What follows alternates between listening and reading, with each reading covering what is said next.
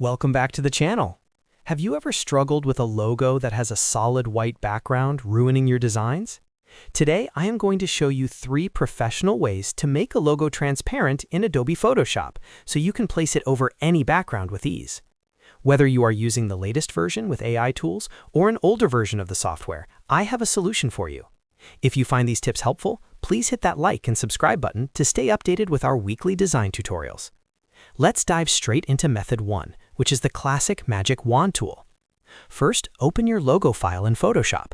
Look at the toolbar on the left side of your screen and select the magic wand tool, or simply press W on your keyboard. Click anywhere on the white background around your logo.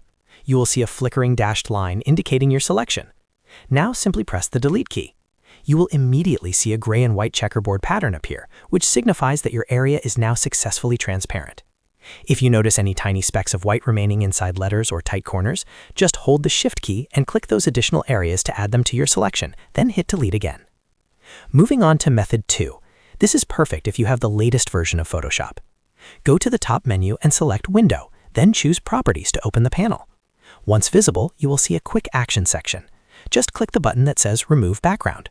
Photoshop uses its internal AI to intelligently detect the subject and instantly masks out the background for you.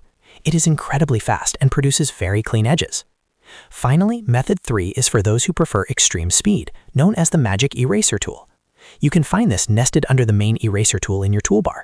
Select the Magic Eraser tool, then simply click one time on the background color you want to remove. It will sample that color and erase every connected pixel throughout the entire image, instantly making it transparent.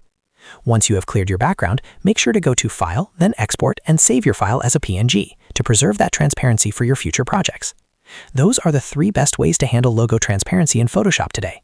If this video helped you save time on your design workflow, please make sure to hit that like and subscribe button for more content in 2026. Thanks for watching.